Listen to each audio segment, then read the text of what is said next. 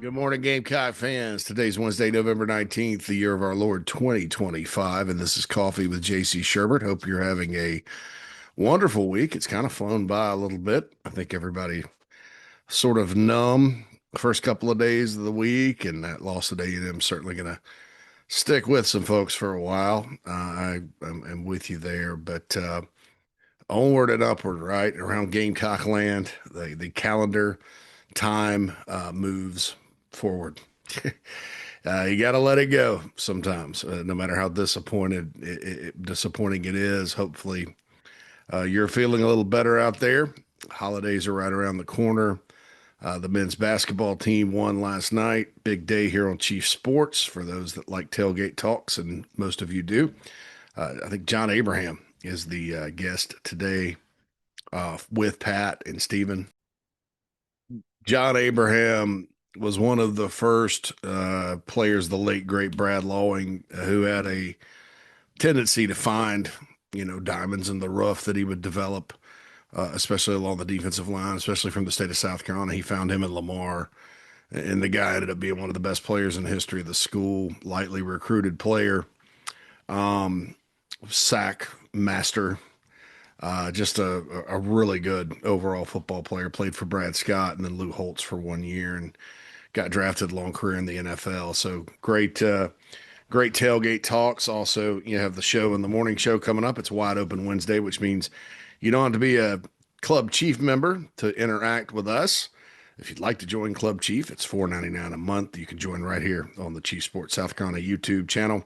If you're on podcast, just bounce on over to that YouTube channel, hit subscribe, join. Join is the chat box thing. Subscribe is just free, but we'd like for everyone to subscribe and like and share and all that good stuff. I feel weird saying like, subscribe, and share sometimes because it's become a little negative, out there. But they say to ask for it. And people have done it, so I don't know. Maybe I'll find another term like I normally do. Then, of course, sports talk tonight with Phil and Cornblute and gang, 6 to 8 on the Chief Sports app, and at 8 o'clock, Matt Anderson, Alex Jones, the Pride of Hampton County, and their point spread guy will all get together for the late night Gamecock show. That also is on podcast, and you can find Rooster Rant on that podcast channel as well. Apple, Spotify, I think Amazon, Audible, just wherever you get podcast. Go hit the subscribe button there and hit 5 stars for us if you're on Apple, especially. Matt and Alex do a great job, and Matt will be getting into some basketball tonight. Like I said, nice win for the Gamecocks last night, 87-58 over Radford. Radford, that was their third game in 4 days. They're part of this Greenbrier tip-off in West Virginia as well. You have the mid-majors that sort of play. They played in West Virginia last weekend, and then you have campus games. That's sort of a modern scheduling philosophy in college basketball. You guys know I've gone on and on about the scheduling in college basketball these days, but so they played theirs. That they lost a close one to Cleveland State, and Wright State, I believe, blew them out. And then the Gamecocks really had their way last night with a balanced scoring attack yet again. Mike Sharvjams, Mongolian Mike had a double-double. But the good thing for me, from where I stand with the basketball, is that Elijah Strong and Kobe Knox, who I've sort of been not critical of, but I think they're going to be important players this year. They need to get going. And boy, Strong had a good game, 15 points. Knox had 10, so he kind of got back up off the mat. Yeah, Michi Johnson kind of had a little bit of an injury, had to go out of the game. Only 2 points for him. Eli Ellis filled it up in the second half and was in double figures. Grant Polk continues to shoot well. Got some good stuff out of Krista Sandico, and rebounding wise, Jordan Butler. Jordan Butler's playing a little better in the paint. But it all gets tougher on Friday afternoon. I believe that game tips at 1 o'clock or 2 Eastern. I'll have to check. I've got the Central Time thing going on here, but yeah. So it's Butler. Butler's 3-1, and they lost a 2-point game at SMU. Other than that, they're undefeated. We all know Thad Matta is really good foot basketball coach. Took Ohio State to the Final Four a couple of times, and there's really not a lot bad you can say about him. Hadn't really gotten it going at Butler. I mean, they're not what they used to be, all right, but up in White Sulphur Springs, West Virginia. That tip is at 2 o'clock Eastern time on the CBS Sports Network. So part of the 24/7 Sports, CBS Sports, Paramount, Skydance family, the CBS Sports Network. Carolina Butler tipping off at 2. That'll be the first high major game, and then Northwestern is on Sunday. They're undefeated. Chris Collins is their coach. I had a Gamecock fan reach out that was visiting Chicago. Didn't have a chance to catch up with him. I'm pretty far from downtown, but he actually went and saw them play, I think, DePaul, and said they're legit as well. Collins has done a really good job with that program that has just, historically not been all that good. I think that as I've watched the early stuff around the SEC, it's early in basketball, man, way too early. But some takeaways. I don't know that the league is quite as strong. Everybody's not blowing everybody else out. But then again, you can't tell. Sometimes these games, especially in the SEC, it's like, at Texas A&M, for example, they survived Montana 86-81 last night. They're not off to a great start, but who on that campus is talking about basketball right now? Same thing with Ole Miss, 72-65 over Austin P.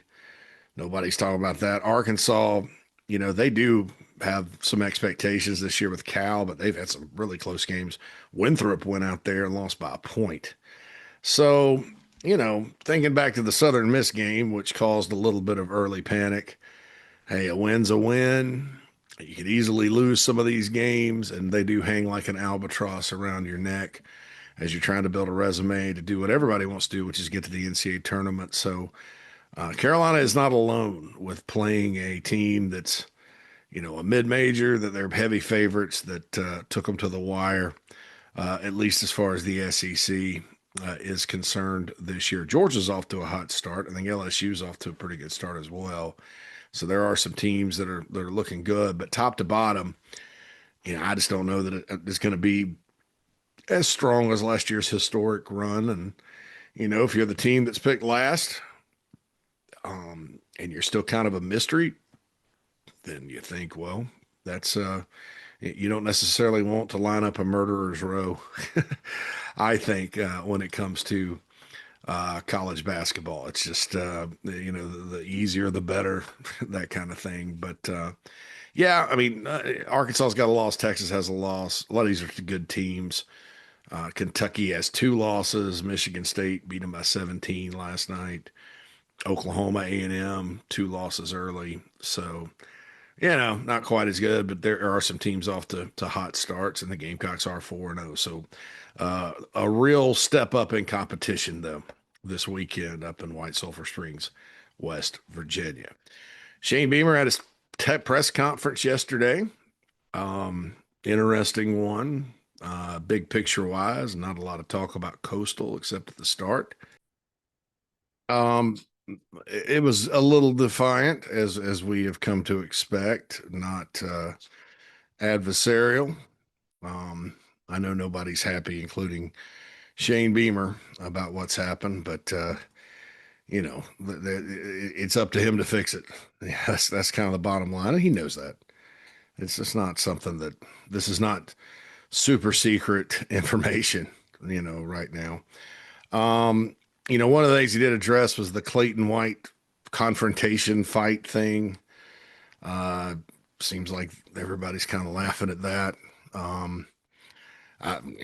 These things get around. Like I said, nowadays, there is more information that I've gotten since Beamer has been the coach. And I don't think it's because of him and his coaching, his coaching tenure. I don't think it has anything to do with him. I think it's where we are at in society, where good people with good contacts have come, and it's made its way back to me. Not from my best contacts, but it's from good, people that aren't, rumor mongers or don't get on there and mix their opinion with fact and, think that, they got to tell everybody how to do their job, because there are those folks out there as well. And all of a sudden, if they talk to some fans, those fans start repeating what this person's opinion is as like the necessary and proper thing to do as if it's fact. And that happens, and get ready for it because it's going to happen with this coordinator hire. There's going to be a name mentioned that someone out there, a couple of people like, and fans are going to take it and go act like that guy's a candidate, like Beamer's talked to him and stuff like that. And, that's a little different than this. This is a little more sinister because, and look, I'm not in the building. People that I talk to shoot it down, but like I said, there's good people that don't rumor monger that heard it as well. So, I have no choice but to believe what Beamer, probably Clayton White will say about it today. They were laughing about it, and what my contacts say about it.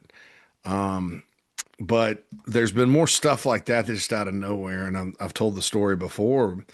Last year in August, I had two people that never rumor monger that have some connections around the university that both hit me up. They don't even know each other. I said Dylan Stewart tore his ACL, and I was asked about it on the Big Spur by a couple of people. No idea where that came from. Zero. Dylan Stewart last year did not miss a single practice. I mean, it wasn't even close. Wasn't even like he went down and they had to, oh my gosh, it's sprained or whatever. And obviously he didn't play like that last year. So man, it's a scary world for folks like us because you got to chase information and you have to kind of dig into it because I have a job to do. I'm accountable to all of you out there to address things and to gather info and to interpret things and stuff like that. And you have something like that. I heard that so much about Dylan. I ended up having to run it way up the flagpole. I didn't quite get all the way up, but and then after later on down the road, I found out, well, he never even missed a practice. So crazy stuff, man. So I don't know if it's red herrings. I don't know if it's people just making stuff up. Um, Social media stuff, that kind of thing. I mean, there are people out there on X that people, that maybe catch lightning in a bottle sometimes and again give their opinion and it ends up coming true. And people are like, well, gosh, they got connections. And all that. But I know you guys are smart people, guys and gals out there. So, just be wary of it. But, as best I can tell, it's just maybe a red herring, another piece of something that got out of control. But that was addressed to begin with. And then, it went into this defiance and a lot of talk about, and we're going to talk about Coastal tomorrow. Coastal's coming off a game on defense, and Beamer did mention they're a little bit different defensive structure than most, so that's concerning in a way. But they're coming off a game where they gave up about oodles of rushing yards to Georgia Southern in a loss. So I don't know that they're particularly strong defensively. But Carolina, until they go do it for 4 quarters on offense, you just don't know. And then they're scoring points offensively, quite well. Had some quarterback issues last week, but they're going to come in here and fight their butts off to win the game. I mean, that means a lot to that institution to come in and play. But, a lot of talk about the future. And so there's a lot of ifs, folks, when it comes to, I believe we're truly at a crossroads here with this football program. I said a few weeks ago, I thought the best thing would be to not blow it up and start over. My reasons are a little bit different. I'm, being an old recruiting guy, I'm kind of personnel focused. I'm always like players, and some people are wrong about this, but they'll say, why do you want players off a losing team? Because I don't really think the players were the primary issue this year. I mean, players have to make plays, players have to execute, but better coaching, especially with the offensive plan through 9 games, I believe would have been better. This team would have been, good. And I think if that would have been that would have been different. the offensive plan or maybe something had been done about it earlier. And the offensive line coaching, which you look at the offensive line, and sure enough, it was coaching because it's better. It's not them suddenly getting it. It's, Josiah Thompson, I'm convinced, was just probably a little technical technique thing he wasn't getting coached on. So now he's gotten coached on it, and he's talented, and so he's much better. Played a really good game on Saturday out at Texas A&M against that bunch. So, I think if it hadn't been for all that and the losses mounting up, that collapse at A&M is a bad deal and very disappointing. But I don't think there's the outrage because it's like, okay, so you had all these issues offensively. You finally made the change. You go out there, you did put enough points on the board to win the game, enough in the first half alone, and you blow it anyway. And it was just unprecedented. That game was just weird. I mean, A&M played terrible the first half, but hey, that's how upsets happen. The favorite plays terrible. That's why college football's magical for now. Hopefully we continue to see this game be magical like it is. That's a big picture topic we'll get into at another time. But there's some serious coaching things going on. But I think that the players, I'm very player focused, and so I look at it and go, well, gosh, a lot of these guys can come back. They're really good.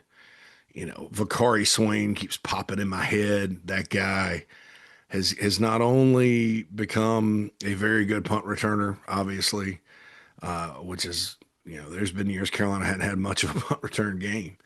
I know he hadn't broken one in a while, but I mean, the guy is good with the ball in his hands. And then as a defensive back, he just gets better and better and better. Shout out to our club chief member, Queen of the Cocks from Missouri. That's his favorite player. And he's one of mine too. I mean, so you think beyond Stewart and Sellers, and you're like Swain, Collier, Cisse. Some of these guys could maybe go pro for sure. Gabriel Brownlow Dindy's eligible to come back. So is Troy Pikes. Dylan Stewart and Sellers, obviously. I've been really high on Jawarn Howell at running back. He and Matt Fuller both can come back next year. Isaiah Augustov, who they probably could redshirt if he sticks, could be a guy. All those receivers are back. Tight end, they probably have to hit the portal a little bit for that, but they like Mike Tyler out of Hammond quite a bit as a guy that could step in and play next year. But certainly, I think tight end is on the list of portal acquisitions for the Gamecocks this year, because I just don't know that they have enough. And a lot depends on the OC too. Some offensive systems don't really use the tight end a lot, though it's more rare now than it used to be. It used to be some of these offenses that, 4 wide, 5 wide, they don't really use the tight end all that much. But these days they're used more and more and more. And that's I hate to say this, the NFL influence, right? They NFL teams started using their tight ends a bunch, and it's trickled down to college, and they are valuable weapons. Around here, tight end has been a position that's been stellar most years. Most years. This year, I think the Michael Smith thing sort of hurt. Expecting big things from him, just didn't get going. Ended up leaving. So that was disappointing, but what you got to do is you got to go find a replacement for Michael Smith and the potential he brought to the table. But there are a lot of players, the linebackers, Fred Johnson and Justin Okoronkwo. Sean Murphy's eligible to come back as well. I know he missed the tackle against Reed on a key play, but I think he's played a little bit better in a backup role. No problem with that. I think Teron Willis can come back too. And then they got a slew of young linebackers, Donovan Dard and A.J. Holloway, all those dudes that were not playing this year. This whole class, you have that guys. I mean, Jelon Kilgore could come back. Will he? I don't know. I think Gerald can come back as well. So, you've just got a few, and Beamer mentioned this as far as the roster goes. It's not a complete overhaul. You got to add some difference makers, but you got to get the people back. And so I look at that and I say, well, if you have a choice, and this is as things stand now at 3-7, 1-7, and I'm going to get to the next 2 weeks because there's all these ifs. I'm gonna go through the ifs. There's six of them I've got written down. Okay, so if you're Jeremiah Donati, Dr. Emeritus, the board of trustees, the deciders around Carolina, what you have to decide, and what you have to decide as fans too, and all of us, is it to the point where Carolina um, is to the point where it's unsalvageable and you blow it up because that's what's going to happen. All these guys came to play for Beamer. There's no issues there where players, if a player leaves, it's for a better opportunity. It's not because they hate Shane Beamer. It's probably going to be for money or agents, or they're not happy with the football aspect of it, and that's fine. You're not going to retain everybody.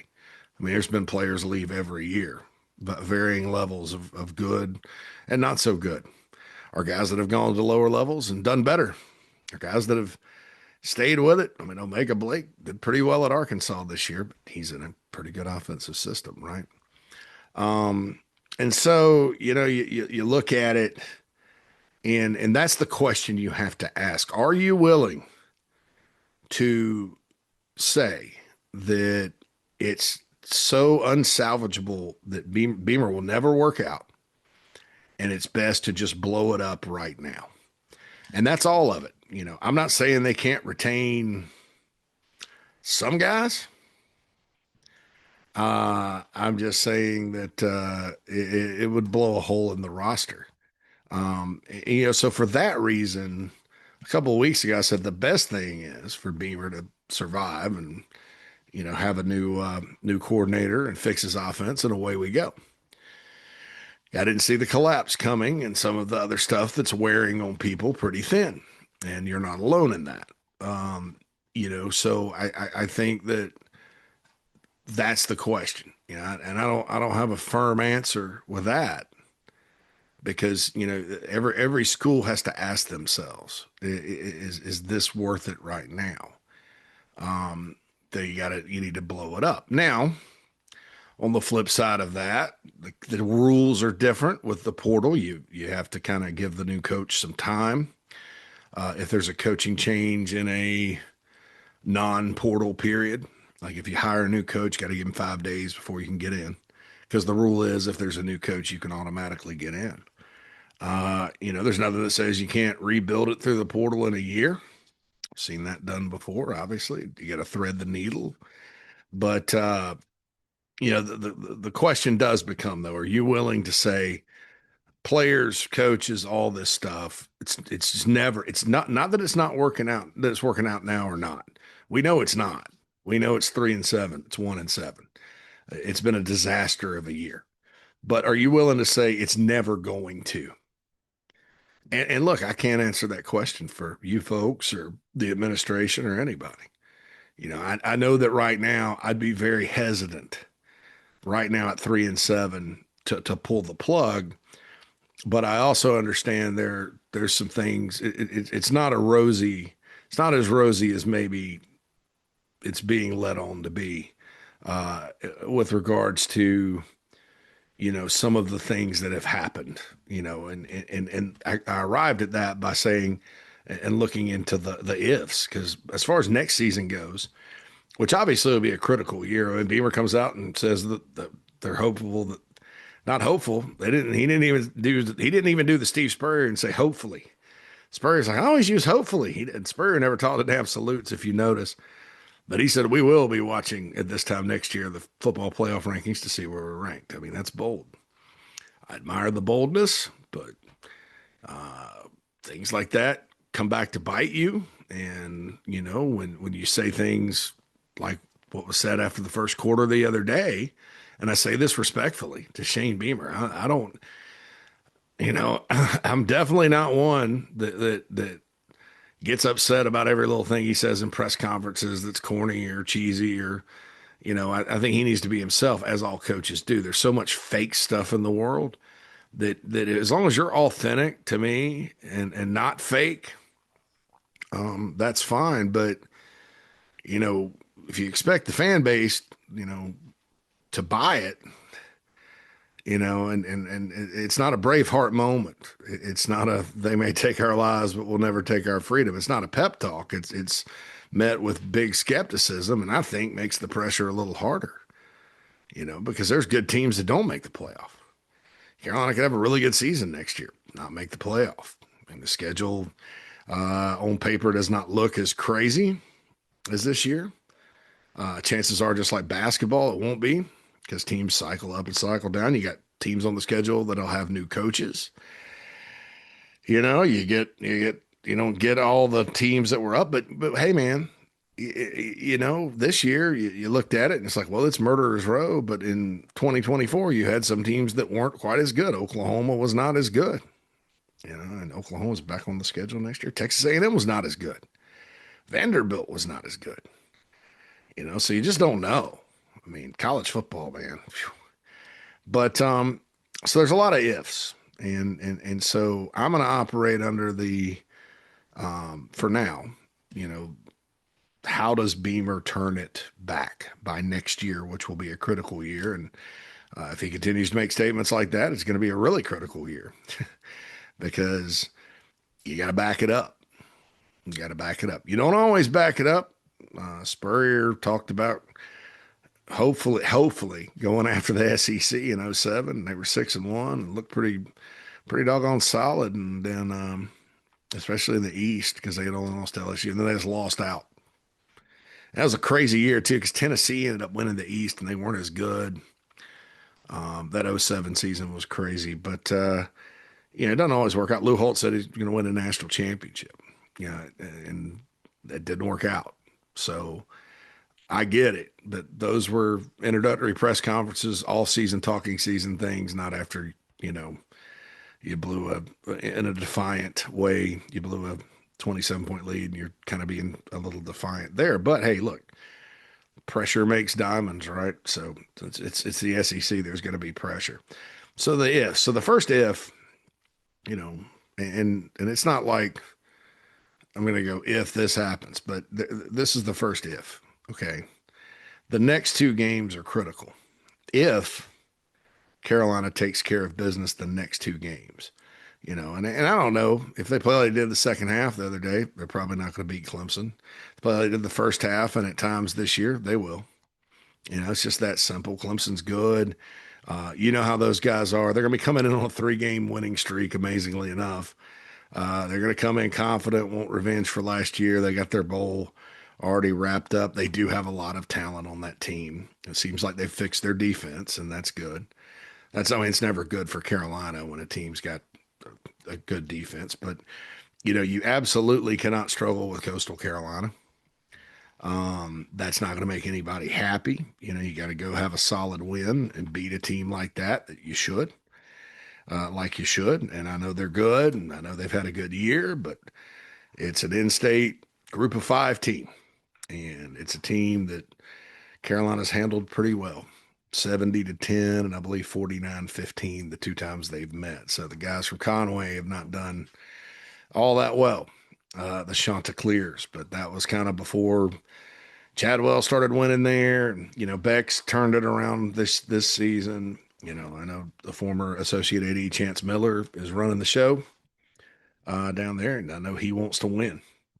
Not that the AD impacts games, folks.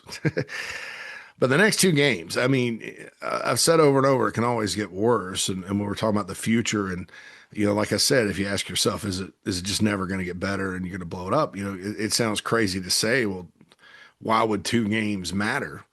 Well, they do, because it's about trajectory, and it's about just how bad you are. You beat Coastal and Clemson, you look back, you're like, well, huge mistake that can be correctable on the offense. Brutally top bunch of top 12 teams you're playing, competitive in those games, but out of conference with the 2 state schools, you won and you beat your rival. And you're now 3-2 in that very important football game. Then, it's very, very important, and you're ready to go. You split them. I don't know. That's another loss. That's 0-3 at Williams-Brice against Clemson in this tenure. and the worst Clemson team Dabo's had in 15 years. Although this is one of the worst Carolina teams in a while, record wise at least. But so the next two games are paramount. I think as far as and you may say, well, what about the future? Isn't that more important? Well, no, there's this is going to kind of be the key to the future, I think, because like I said, it could always get worse, and there are people that aren't happy out there, people that aren't happy. The next if he hires a good offensive staff or staff in general. If he makes change, if there's changes made, somebody leaves on another side of the ball. And that is job number two. It goes without saying you have to get the OC job right. I've heard he's kind of looking for different things now, maybe more of an up-and-comer type that's proven at maybe a lower level or somewhere else, creative, that type of thing. There's no guarantee, as to what direction he will ultimately go. I've been surprised before, and I'll be surprised again. But, I think he can get this right. It can work wonders. I mean, what you basically want to do is replicate, like I said, I've said aggressive, creative, and fun.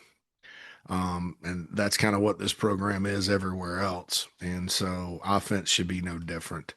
Eliminate the clutter. No more guys with 17 word play calls and, NFL this and NFL that. It just does not work. It does not work. It does not work. I thought Brian Dable, when he was at Alabama that one year, had a fantastic season calling plays. Don't get me wrong, but that guy walks through the door, I'm probably going to be highly skeptical, as should all of you. Now, look, don't get this twisted. I have no idea if Jamie was talking to Brian Dable or not about the job. I mean, no idea, none. That's just an example of a guy that is mostly an NFL guy that did have some success, but it was at Alabama and it was only for a year.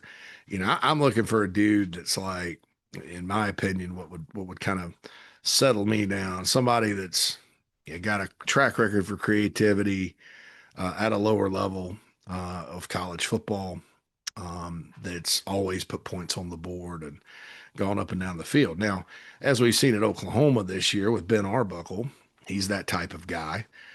In the SEC, you don't only score a bunch of points, but you have enough, right?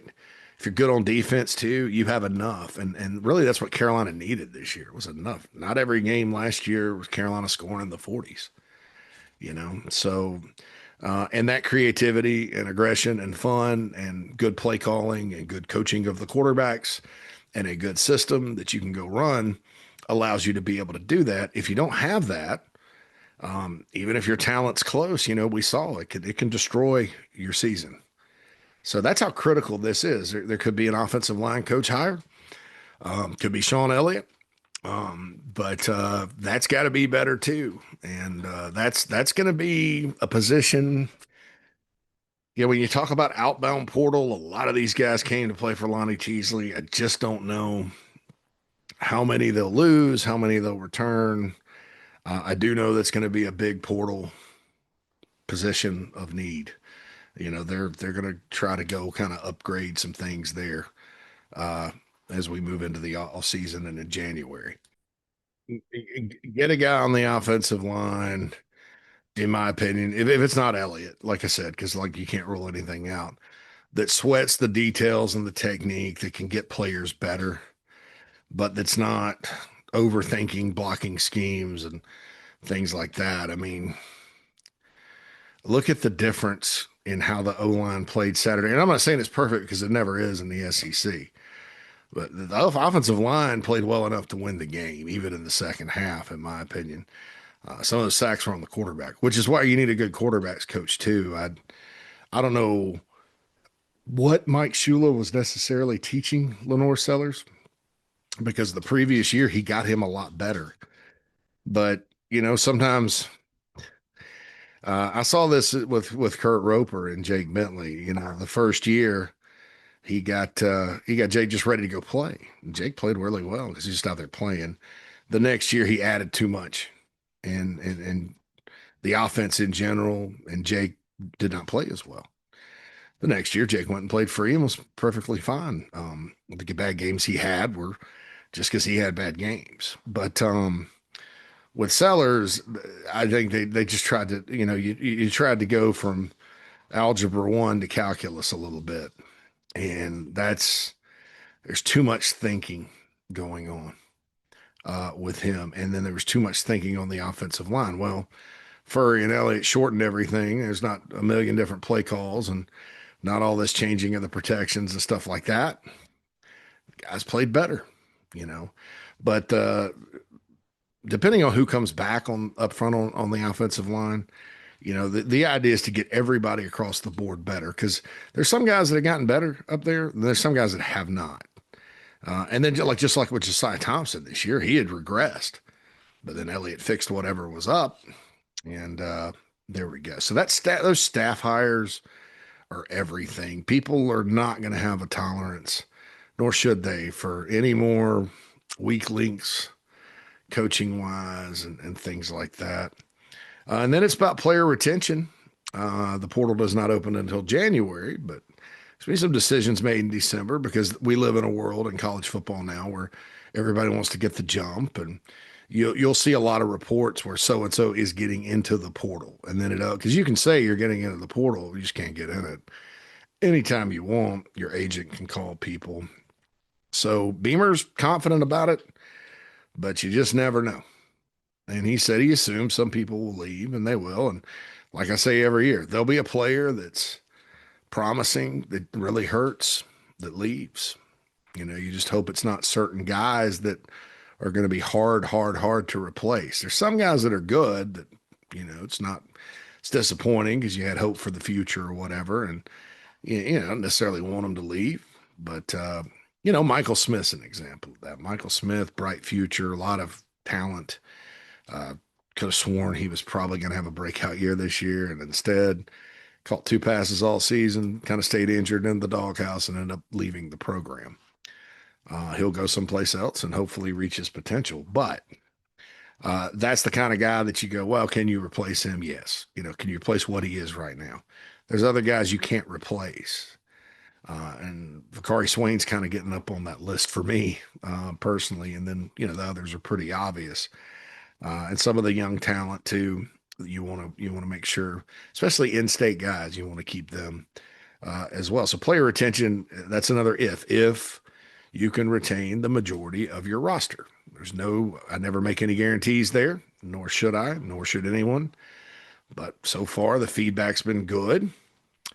The fourth what if you sign this recruiting class and it stays intact, and I've gotten out of chronological order because that's the week after the Clemson game. And with the way things go around here, an out of left field surprise defection from the class would not shock me. But it's going to fall completely apart if things don't go well the next 2 weeks and there's, bigger issues. But recruiting class, keep recruiting, keep building towards 2027. That's a great class in state. And then you attack the portal in January. And I agree with Beamer. This part of we're not far off is true. You look around, and if you can retain players, and you got guys that are waiting in the wings that are going to be good, there's not a bunch of needs across the board like that you got to go like, oh my God, we need 4 of these guys or whatever.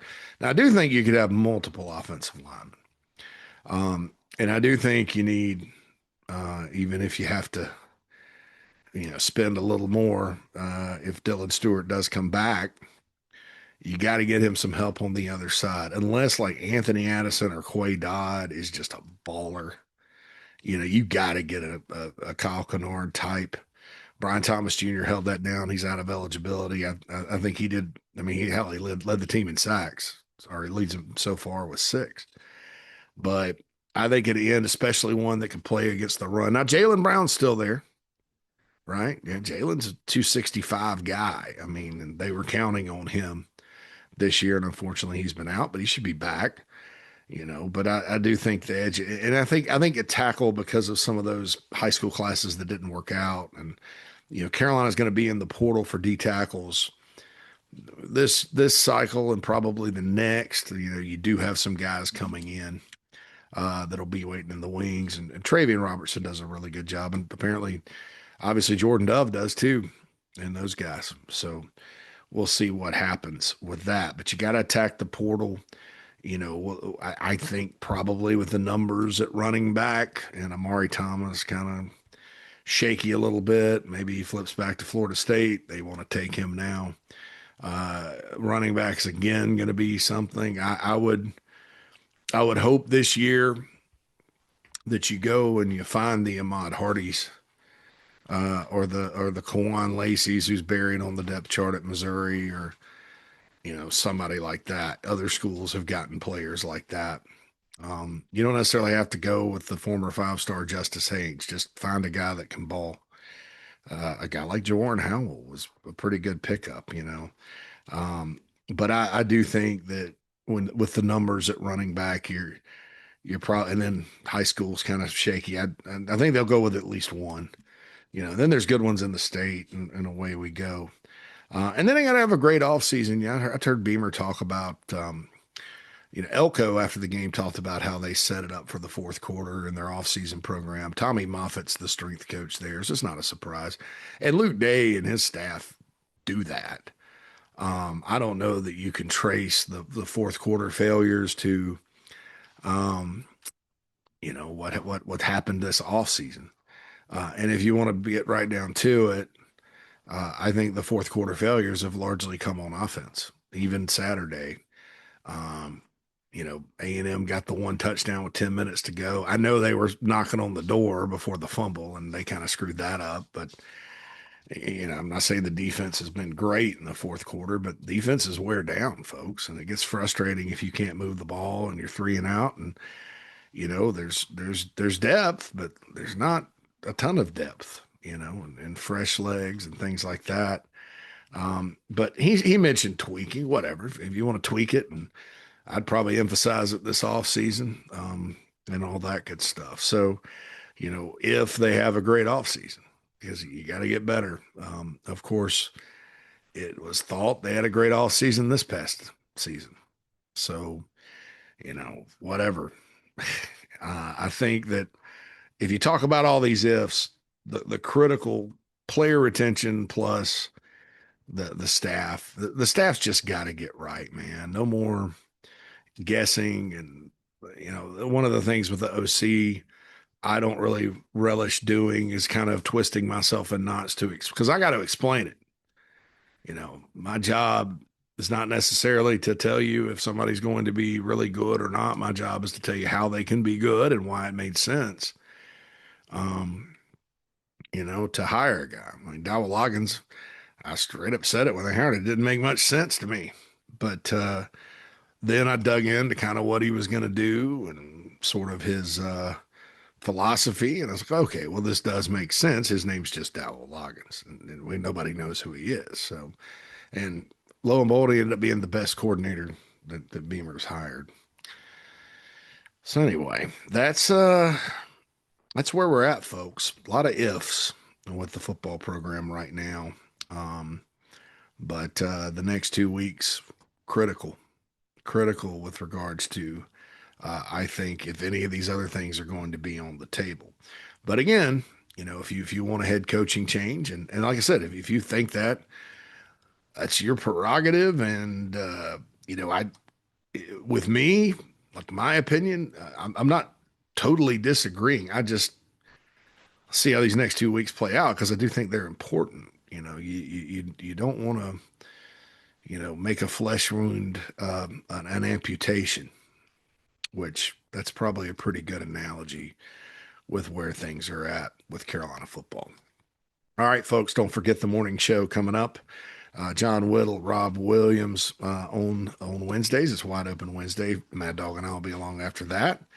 Then we got Tailgate Talks is dropped with John Abraham and the Late Night Gamecock show tonight, following Sports Talk from 6 to 8 on the Chief Sports app, which you can download for free on the App Store. JC Shurburtt's coffee's over. Good episode. I felt good about it. Hope you did too. Holla. JC